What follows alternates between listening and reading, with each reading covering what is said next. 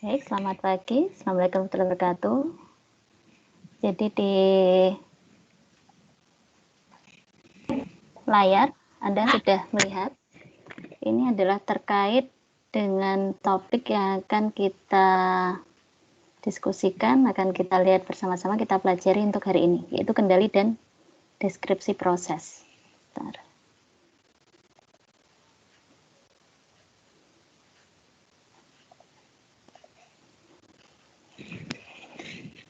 Nah, salah satu tugas dari sistem operasi sebenarnya adalah mengatur bagaimana proses itu berjalan di dalam komputer. Kemarin sudah dijelaskan dari yang minggu-minggu sebelumnya.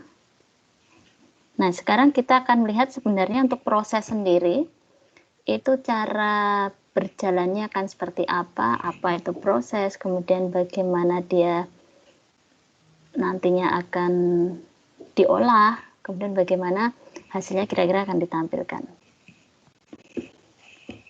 Baik, menurut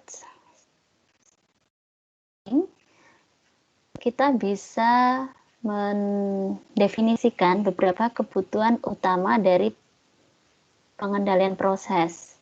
Jadi di sini sistem operasi, jika kita melihatnya dari acuannya ke proses, maka tujuan utama itu adalah bagaimana kita melakukan melanjutkan sebuah instruksi ke instruksi lain. Jadi untuk interleave. Kemudian proses ini biasanya mengikuti kebijaksanaan tertentu. Kemudian juga bagaimana proses itu nanti bisa saling mendukung. Kemudian bagaimana kita menciptakan proses, dan kemudian biasanya setelah satu proses itu berjalan untuk berpindah ke proses yang lainnya, berarti kan kita harus menstop, menghentikan, atau bahkan menghapus proses sebelumnya.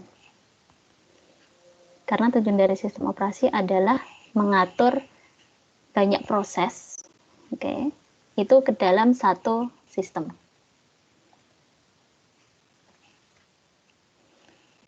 Nah, sebelum kita masuk lebih lanjut ke sana, Anda bisa melihat di layar ini adalah kita melihat definisi proses itu apa. Jadi, di sini dijelaskan proses itu adalah sebuah entitas dinamis. Di sini proses akan berisi sekumpulan instruksi dan data yang diinputkan ke komputer. Dan kemudian nanti akan diolah oleh sistem sehingga menghasilkan output sesuai yang kita harapkan. Di sini antara lain ada program counter dan semua register proses, dan juga stack berisi data sementara seperti parameter rutin, alamat pengiriman, dan juga variabel-variabel lokal. Nah, untuk proses itu bisa berjalan, dia mengikuti sebuah siklus hidup. Siklus hidup sistem itu nanti ada dua bentuk ya. Ada yang kondisi 3 proses, kemudian ada juga yang 5 proses. Nah, kalau dilihat dari blok diagram yang muncul pada layar, untuk siklus hidup 3 proses, ini sebenarnya ada 3 berjalan, di sini 3 instruksi, 3 tahapan. Di sana adalah ready, saat proses itu siap jalankan. Kemudian ini running, dan ini block. Nah, dari ketiga sistem ini nanti akan berjalan, siklus ini berjalan secara terus-menerus. Jadi proses yang tadi masuk ya itu kan tidak hanya satu. Jadi kapan, jika misalkan ada antrian proses yang masuk, maka kapan sebuah proses itu ready, kapan sebuah proses itu nanti akan dijalankan, dan terakhir saat kemudian proses itu harus dihentikan, entah karena apa, memang karena harus kita interupsi saat itu juga, atau mungkin sudah selesai dan harus diteruskan di proses yang lain. Nah, di sini adalah block. Nah, di sini. Nah, ini di sini submit, ini adalah instruksi saat kita akan memasukkan sebuah proses. Kemudian biasanya proses ini nanti akan masuk ke antrian tertentu sehingga ada suatu keadaan, ada satu event yang akan membuatnya menjadi running. Di sini sebenarnya ada dispatch. Oke, di sini running. Nah, proses yang berjalan ini, kalau Anda lihat di sini, ini ada beberapa proses yang memang itu dibatasi oleh waktu tertentu. Sehingga saat waktu itu habis, time out, maka proses itu akan kembali ke status ready. Oke, misalkan Anda masuk ke sebuah form ini ya, masukkan untuk memasukkan sebuah password beserta username. Di sana diberikan, mungkin kalau di internet banking misalkan, Anda kan berikan waktu ya. Proses di sananya, jika saat kita idle sekian detik misalkan, maka kan dia biasanya kan time out. Dan biasanya akan kembali lagi ke halaman awal, halaman untuk login user. Nah, itu kan berarti saat itu Anda harus masukkan lagi proses untuk masukkan username dan juga password. Kemudian ada juga proses yang sedang running ini, karena nanti ada sebuah hal tertentu, ada sebuah kejadian, sebuah event, maka dia bisa event wait, sehingga di sini akan diblok. Contohnya Anda sedang mengunduh suatu file, kemudian Anda klik di sana pause, ya, Anda stop sementara. Nah, dia kan kemudian ada kondisi di keadaan blok. Nah, kemudian saat Anda mengklik di sini resume, tombol resume, maka dia akan running kembali. Nah, proses itu saat dia kemudian sudah selesai di akhir, maka kita sebut sebagai completion. Jadi tujuannya itu sudah terpenuhi. Nah, inilah kita melihatnya di sini adalah kondisi 3 proses. Oke, ini kira-kira gambaran sederhananya seperti ini. Untuk life cycle-nya, jadi dia berjalan secara siklus. Kita sebutnya juga sebagai siklus hidup proses. Ini saat ready, yaitu proses siap untuk dieksekusi. Tapi di sini belum tersedia kesempatan untuk eksekusi proses ini. Belum tersedianya karena apa? Ada banyak hal, misalkan resource-nya belum ada, jadi mungkin memori atau yang lainnya, resource lainnya itu masih terpakai untuk proses yang lain. Jadi dia masih berada di ruang tunggu. Tetapi saat kemudian itu misalkan resource sudah tersedia, maka dia akan bisa jalankan. Kemudian ini block. Ini proses menunggu kejadian untuk melengkapi tugasnya. Jelaskan di sini ya. Contohnya proses menunggu tersedianya memori. Jadi tadi ya terhenti sementara ya.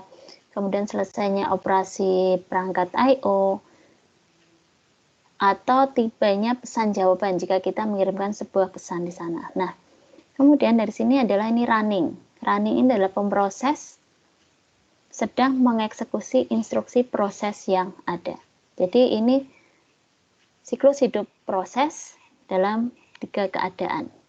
Ready, block, dan juga running. Kalau untuk skemanya yang lebih lengkap yang ada di slide sebelumnya.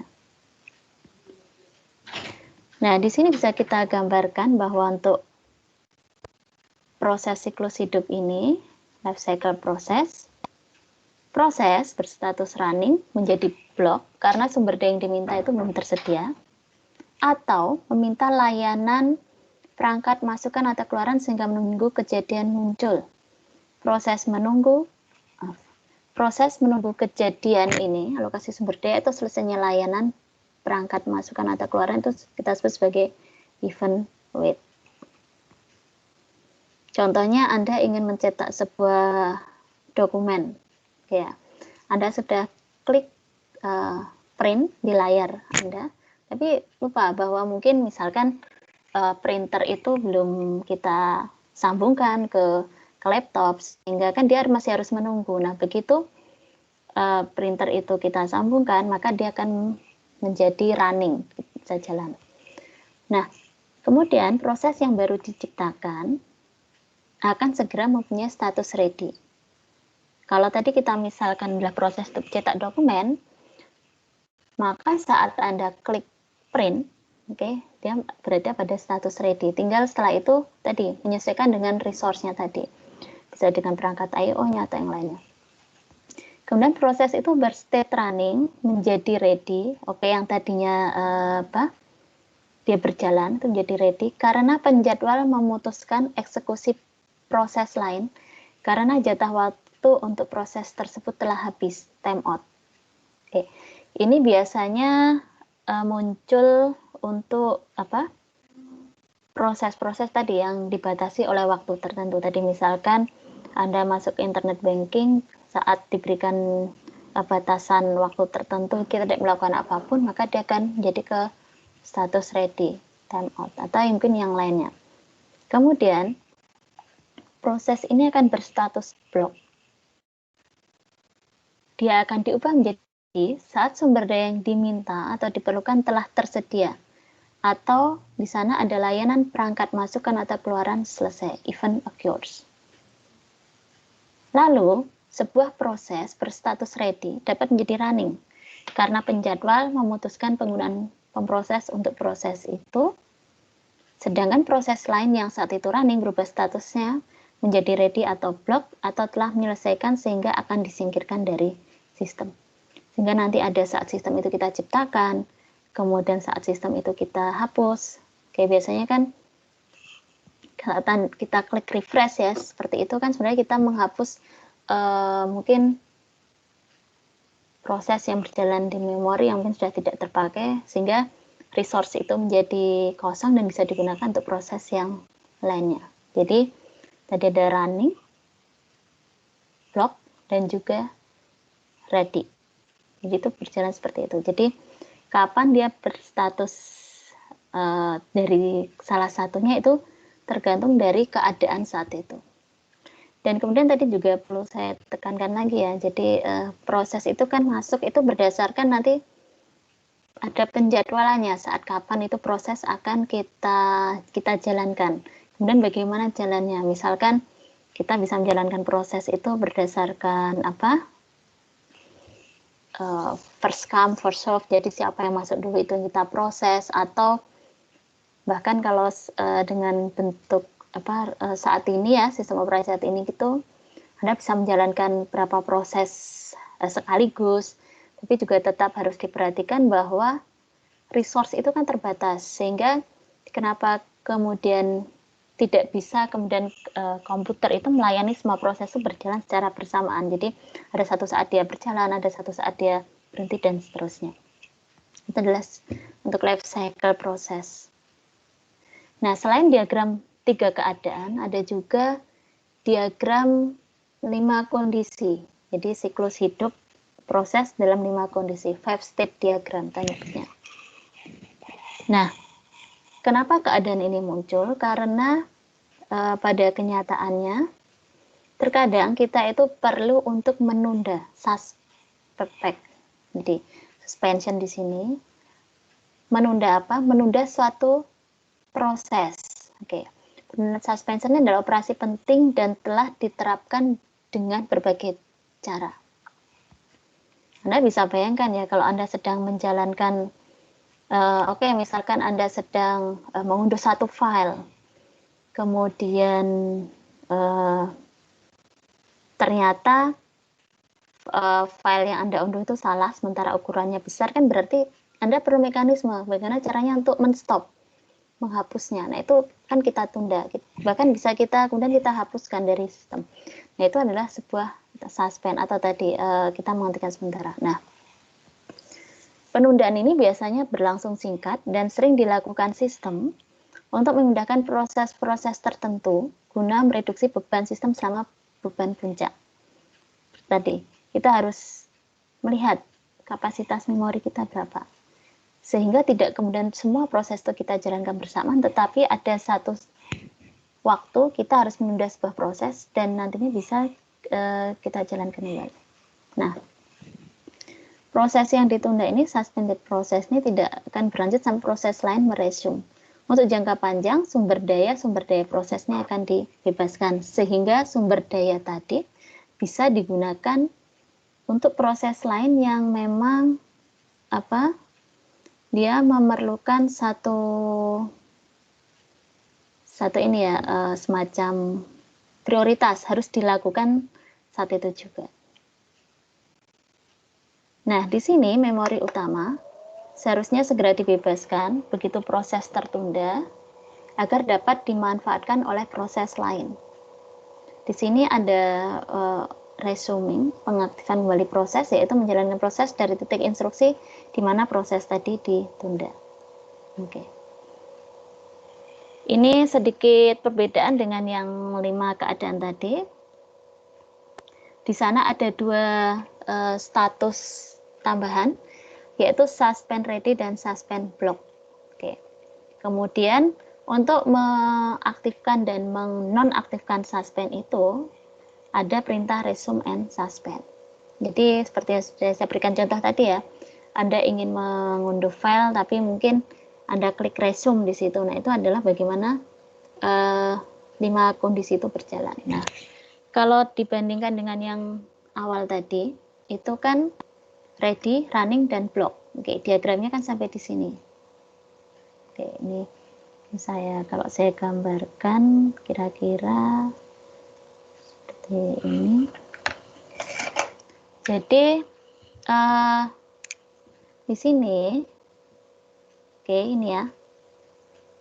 Ini kalau Anda ingat yang tadi, ini adalah diagram 3 keadaan, 3 state diagram.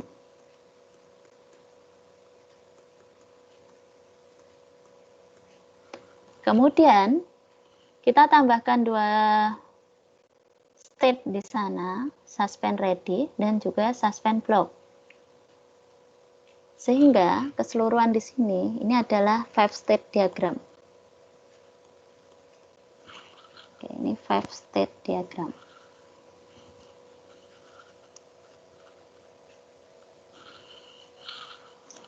Nah, kemunculan dari 5 state diagram ini tadi itu karena ada satu kebutuhan bahwa kadangkala kita itu harus menunda atau menghentikan sementara sebuah proses.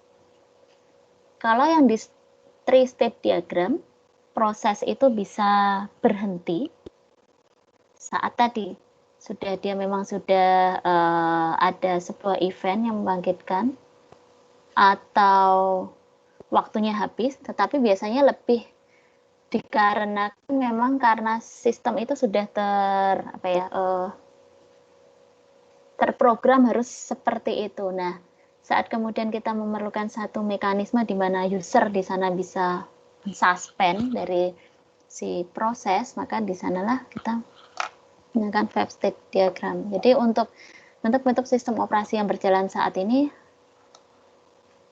seperti Anda sudah kenali juga ya, kita pasti setiap proses yang berjalan itu pasti kita di sana bisa ikut masuk dalam ya, kita bisa menstopnya dan sebagainya. Nah, ini adalah gambarannya. Jadi ada suspend block di sini. Dia saat kita block, oke. Kemudian saat kita klik resume dia akan menjadi block. Kita klik suspend akan suspend block. Oke. Kemudian di sini saat IO completion di sini, completion jadi saat itu selesai, maka dia akan menjadi suspend ready. Nah, suspend ready ini saat kita klik resume, maka dia akan masuk ke kondisi ready. Oke, dan dia akan berjalan lagi sampai harapannya kan semua proses nantinya akan berada di sini. Oke, kan selesai completion, sehingga saat proses sudah selesai, memang sudah selesai kita harapkan, oke, nanti resource itu akan dibebaskan, proses itu akan kita hapuskan sehingga nanti bisa proses yang lain masuk lagi, kita submit. Oke, ini adalah state aktif. Oke, sedangkan ini adalah state di suspend. Oke, di sini jadi bedanya di sini kalau Anda lihat di bawah ini adalah menjadi diagram status 5 kondisi. jadi sebuah proses. Oke, kenapa operasi suspend dan resume itu penting? Oke, pasti Anda sudah tahu jawabannya di sana. Di sana digambarkan kira-kira adalah saat sistem itu berfungsi secara buruk dan mungkin gagal, maka proses-proses dapat disuspend agar nantinya bisa diresume setelah masalah itu diselesaikan. Oke ya. Kemudian, pemakai yang ragu atau khawatir mengenai hasil proses dapat mensuspend proses. Bukan membuang proses, tetapi mensuspend. Jadi menghentikan sementara. Saat pemakai yakin proses akan berfungsi secara benar, maka kita dapat melakukan resume. Melanjutkan kembali instruksi saat disuspend proses yang disuspend tadi. Kemudian ini juga sebagai tanggapan terhadap fluktuasi jangka pendek beban sistem. Beberapa proses dapat disuspend dan diresume saat beban kembali ke tingkat normal. Jadi mungkin kalau Anda lihat ya, contohnya sederhana di HP menggunakan smartphone. Kalau seperti saya set sendiri di HP saya, biasanya proses untuk backup WA, dalam WA itu biasanya kan dilakukan malam hari. Nah itu, jadi kenapa? Karena saat itu resource itu sedang tidak digunakan untuk yang lainnya. Jadi bisa dilakukan itu. Atau mungkin proses-proses yang lain. Bahkan saat Anda menginstalasi sebuah aplikasi, itu pun kan bisa kita stop sementara. Jika memang kita tidak yakin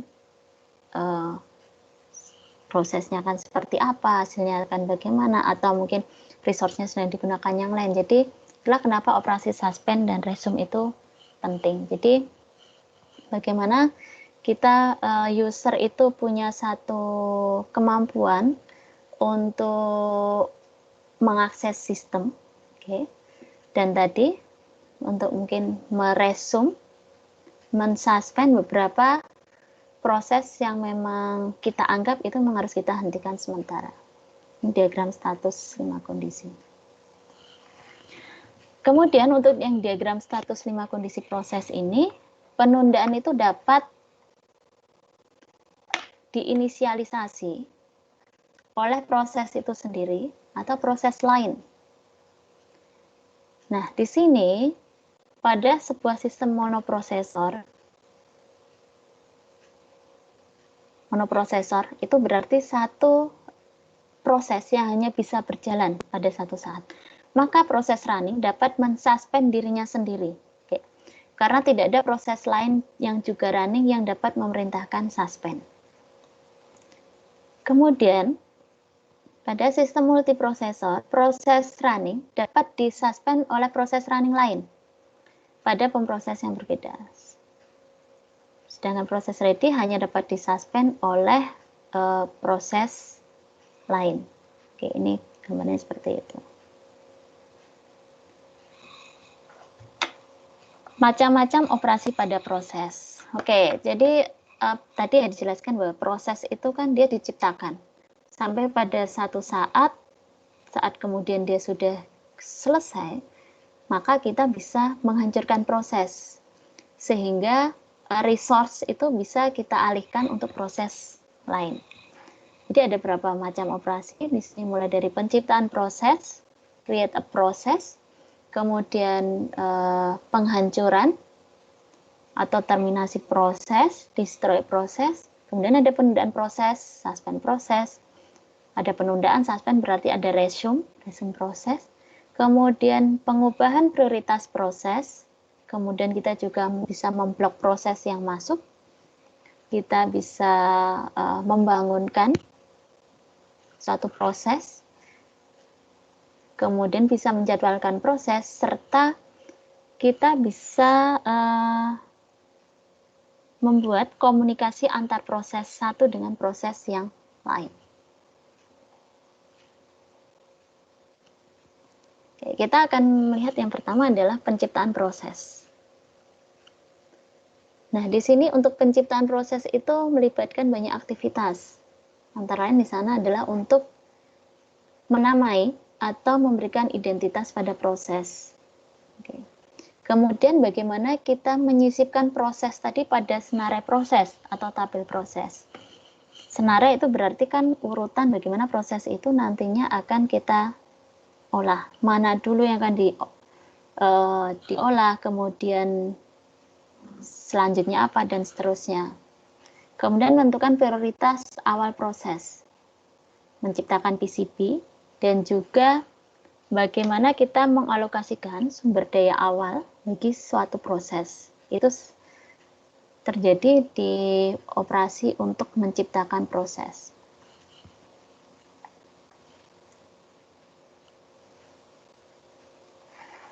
Ada beberapa kejadian yang dapat menyebabkan penciptaan proses. Contohnya, pada lingkungan interaktif, ketika pemakai baru berusaha untuk log on. Oke. Pada lingkungan interaktif, Anda ingin mungkin masuk ke suatu sistem. Ternyata Anda belum ada akun di sana. Berarti kan Anda diminta untuk membuat akun terlebih dahulu. Nah, itu proses itu akan berjalan. Nah, saat Anda klik buat akun baru, berarti itulah proses itu tercipta. Kemudian pada lingkungan batch, itu sebagai tanggapan atas pemberian satu kerja atau job. Kemudian juga bisa sebagai tanggapan suatu aplikasi seperti pencetakan file. Oke ya, saat Anda tadi saya cerita.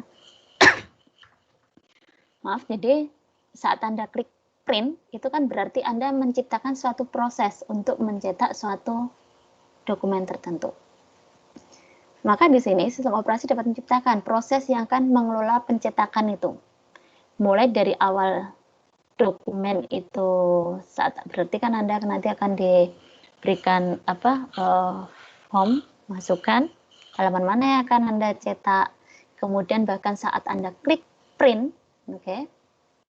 Bagaimana mencetaknya sampai proses cetak itu selesai, dan printer nantinya bisa digunakan mungkin untuk proses mencetak yang lain. Kemudian proses untuk menciptakan proses lain atau child process. Nah, di sini proses itu dapat menciptakan proses baru, yaitu proses anak atau child process. Proses menciptakan proses kita sebagai proses induk, sedangkan proses anak pun kembali dapat menciptakan proses-proses anak. Sehingga di sini bisa membentuk sebuah hierarki proses. Jadi satu proses kita gunakan untuk menciptakan proses lain dan seterusnya.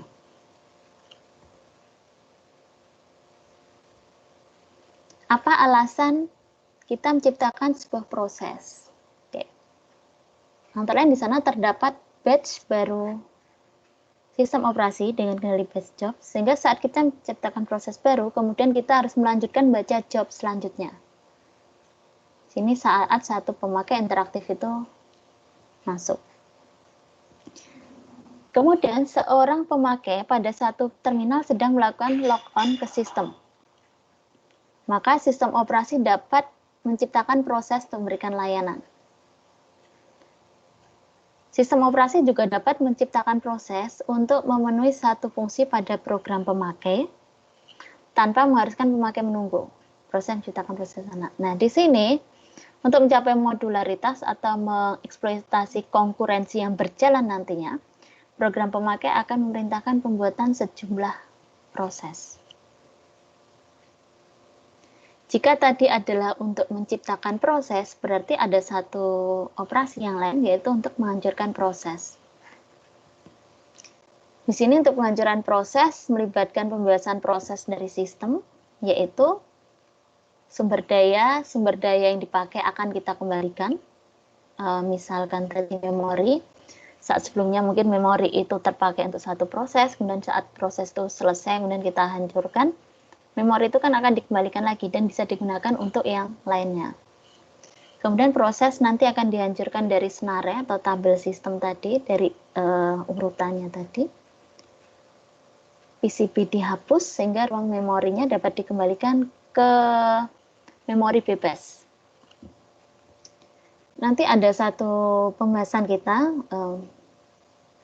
itu mungkin setelah UTS ya, kita akan membahas tentang bagaimana kita memanajemen memori. Bagaimana memori itu bisa kita atur sehingga bisa melayani proses-proses yang masuk dengan baik.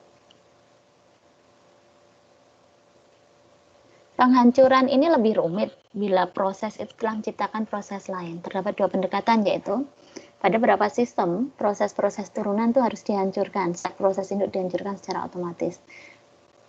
Tapi ada juga beberapa sistem lain yang menganggap proses anak itu independen terhadap proses induk, sehingga tidak akan secara otomatis dihancurkan saat proses induk dihancurkan. Nanti Anda bisa browsing ya, Anda googling. Ada proses anak, proses induk, contohnya itu apa, kira-kira bentuknya bagaimana, dan seterusnya. Nah, kemudian kita masuk di sini adalah thread. Thread ini adalah sebuah pengontrol alur eksekusi atau pelaksanaan program dengan menggunakan kendali tunggal. Operasi yang paling modern saat ini adalah sistem yang banyak sekali menyediakan berbagai cara dan memungkinkan suatu proses itu bisa dikendalikan dengan baik. Oke, untuk thread ini juga nanti akan kita perjelas lagi untuk mungkin pertemuan minggu depan atau minggu depannya lagi. Jadi nanti ada satu materi khusus tentang thread. Kita akan biarkan di sini. Ini adalah gambarannya. Ini pohon thread. Oke.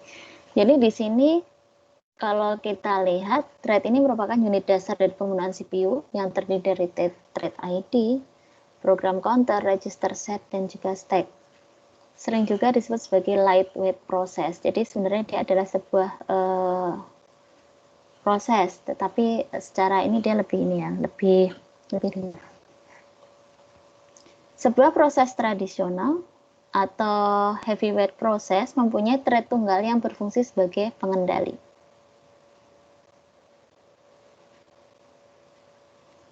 Nah, ini adalah multi-threading. Di sini sebuah aplikasi biasanya kita implementasikan sebagai proses yang terpisah dengan beberapa thread yang berfungsi sebagai pengendali. Ada beberapa hal yang bisa kita klasifikasikan, yaitu ada one process, one thread. Jadi ini dalam bentuk kuadran. Kemudian ada one process, multiple thread. Kemudian di sini ini adalah multiple process, one thread per proses. Oke, ini ya, ini one thread. Kemudian ada multiple process, multiple thread per proses. Oke, ini proses, ini threadnya.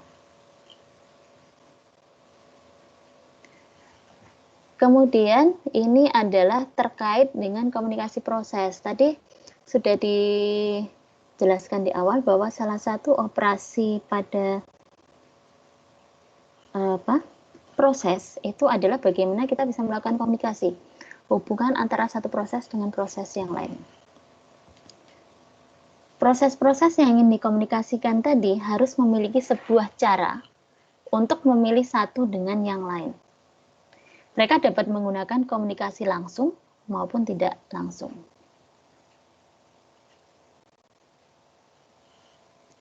Nah, ini adalah komunikasi proses. Jadi, untuk komunikasi langsung di sini digambarkan, setiap proses yang ingin berkomunikasi harus memiliki nama yang bersifat eksplisit, baik penerimaan atau pengirim dari komunikasi tersebut.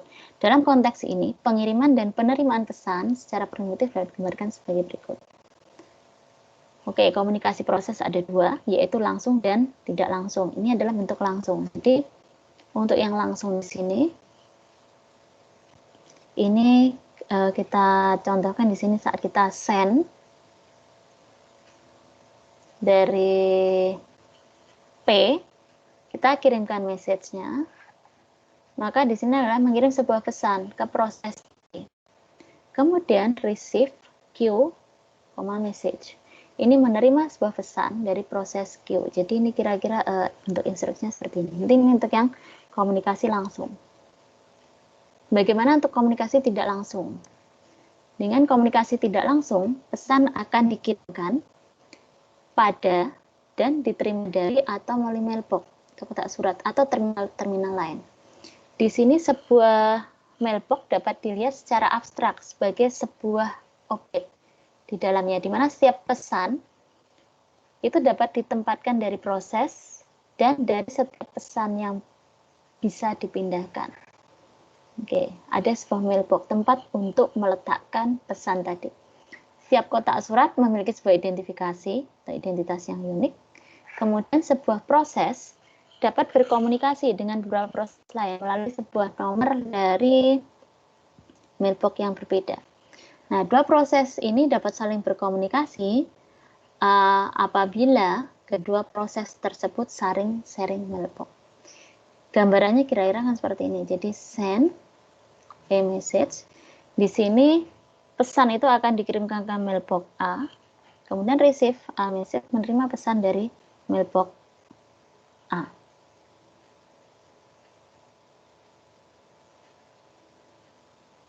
Oke, kemudian kita di sini akan melihat terkait dengan interupsi. Anda tahu definisi interupsi. Interupsi adalah saat kita ingin menyela, ya, menyela satu keadaan, menyela sesuatu, seseorang dan sebagainya. Interupsi di sini adalah bagaimana kita membangkitkan sebuah sinyal interupsi.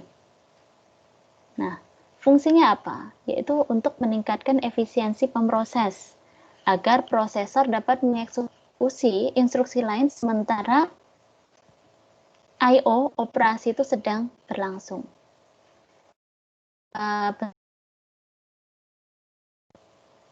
Pertama adalah ini misalkan untuk operasi aritmatik yang overflow, pembagian dengan nol, instruksi ilegal, referensi luar ruang memori pengguna. Jadi misalkan ada satu ini ya, misalkan membagi suatu nilai nol yang ternyata itu tidak bisa, kan berarti ada satu notifikasi dari sistem operasi bahwa komputasi tidak bisa jalan, karena itu ada interupsi. Jadi program itu tidak bisa diteruskan karena tadi inputannya itu mungkin berbeda. Kemudian ada interupsi waktu. Jadi misalkan diberikan tertentu untuk mengisi, ternyata kemudian ada interupsi I/O, kita interupsi. Nah, tugas dari sistem operasi adalah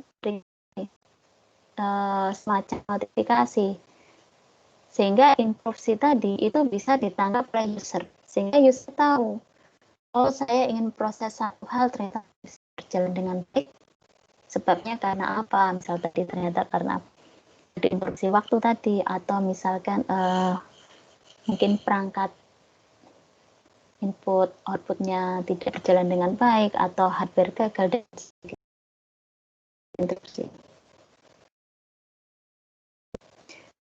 Bisa dilihat ini adalah interupsi handler. Ini sebuah program yang menentukan macam nyala itu kan. Ini kalau di slide ini kita gambarkan adalah alur dari interupsinya itu akan seperti apa ya. Mulai dari kita start, oke ya. Kemudian fetch next instruction, execute instruction, check for interrupt, oke, ini sini proses interrupt. Kemudian ini bagaimana dia terhubung dengan di dua sistem operasi. Oke, itu kira-kira tadi adalah gambaran dari proses yang di komputer. Saya akan menampilkan video sebentar.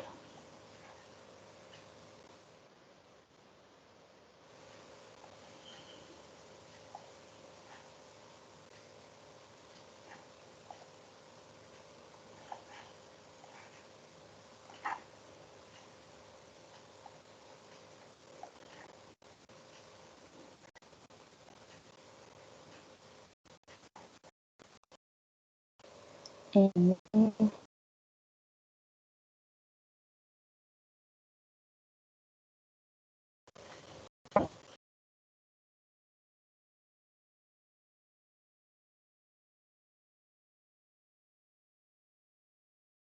Bisa apa? Untuk videonya. Bentar. Coba.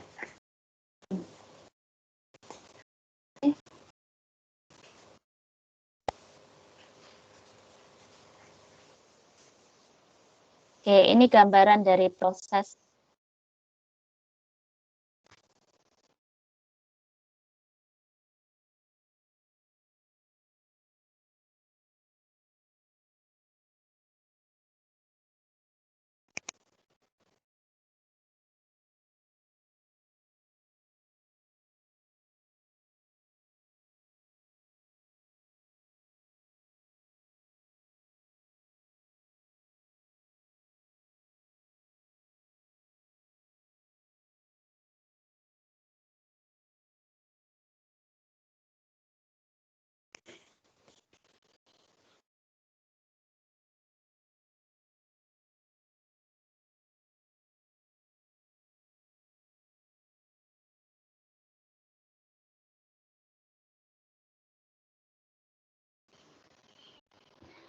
Oke, itu sedikit gambaran ya dari tadi diagram proses, oke, diagram kondisi proses. Sebentar.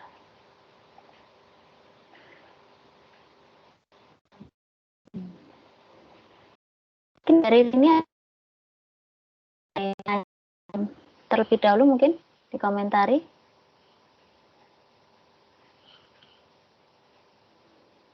Baik, untuk materi juga sudah saya unggah di sana. Nah,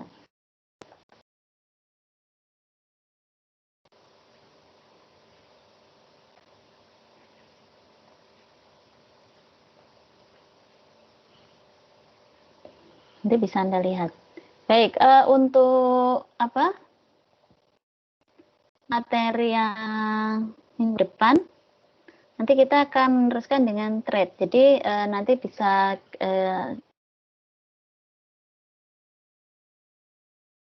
implementasinya seperti apa.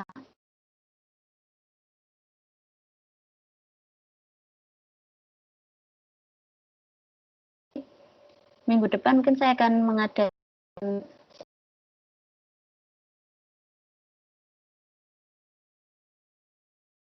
yang ada.